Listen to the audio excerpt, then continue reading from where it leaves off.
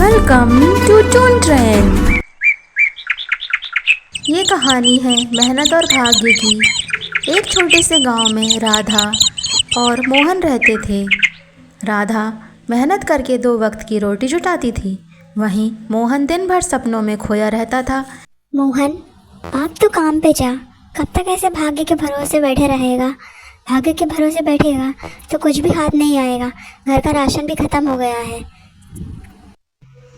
तू बेकार ही चिंता करती है। मैं कुछ ना कुछ कर लूंगा राधा, और अपना भाग्य चमका लूंगा।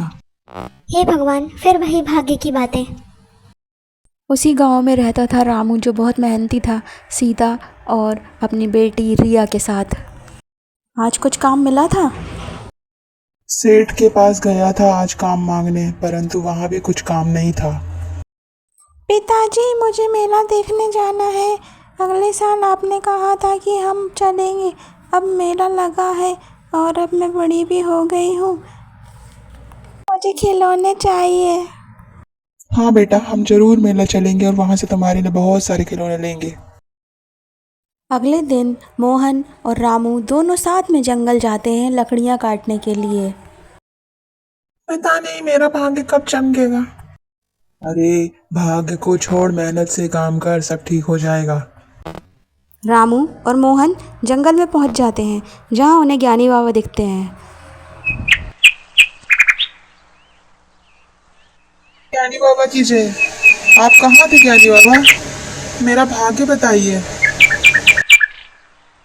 मोहन बेटा, भाग्य के बल उन्हीं का साथ देता है जो मेहनत करते हैं। लेकिन फिर भी तुम्हें बताता हूँ कि उस पेड़ के नीचे तुम्हारा भाग्य है। तुम्हें अपना भाग्य पाने के लिए मेहनत करनी होगी। और ज्ञानी बाबा वहां से चले जाते हैं। मेरे भाग्य में क्या है आज पता चल जाएगा।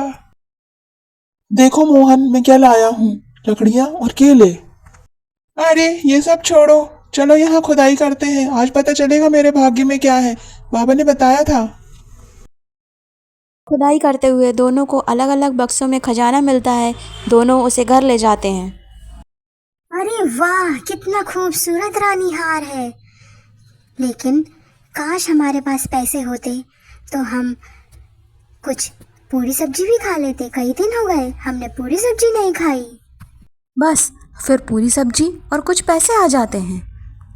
रामू और सीता समझ जाते हैं कि ये सारा चमत्कार रानी हार का ही है, तो वो जल्दी उसे छुपा कर रख देते हैं। अगले दिन तीनों मेला देखने जाते हैं। अरे वाह पिताजी, कितना बड़ा मेला है। ऐसा मेला आज तक कभी गांव में नहीं लगा। मैं तो पूरा मेला देखूंगी। हाँ हाँ जरूर रिया, हम पहले पूरा मेला घूमेंगे, फिर सब कुछ देखेंगे। पिताजी, मुझे बड़ा झूला झूलना है। चलिए झूलते हैं, चलिए ना, चलिए ना।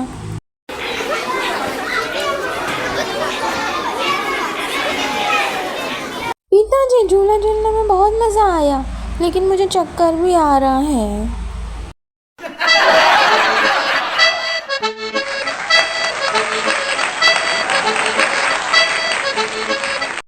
रिया, आओ दूध जलेबी खाते हैं। फिर सबके लिए कुछ खरीदकर वे लोग घर पहुंच जाते हैं। रिया, मेले में बहुत मस्ती करी, झूला, जोकर, खिलौने, कपड़े, चूड़ियाँ।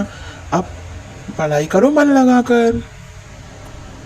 रामू अच्छी नस्ल की गाय खरीदकर दूध का व्यापार करता है, जिसमें दूसरे लोगों को भी साथी बनाता है और अच्छा मुनाफा कमाता है।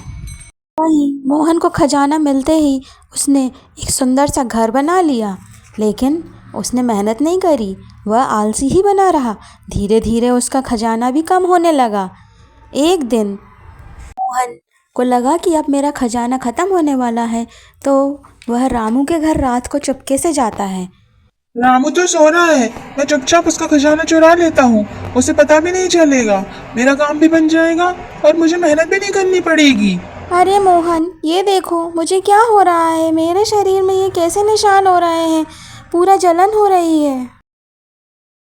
अरे तुमने ये रानी हार क्यों पहना है? इसको जल्दी उतारो, इसी के कारण तुम्हें जलन हो रही है। रामू, मुझे माफ कर दो। ये रानी हार और तुम्हारा खजाना मैंने चुरा लिया था और ये गलत काम था। मुझे इसका फल मिल गया है। मोहन, तुम मेरे सच्चे मित्र हो। मैं तुमसे नाराज़ नहीं हूँ। अगर तुम चाहो तो मेरे साथ मिलकर मेरे व्यापार में काम कर सकते हो। रामू भाई, तुम कितने अच्छे हो। मैं अब भाग्य छोड़कर मेहनत करूंगा। तुम्हें मेरा साथ देना होगा। वीडियो पसंद आया तो लाइक करिएगा, चैनल पर सब्सक्राइब करिएगा। मिलते हैं नई कहानी में नए स्टेशन पर।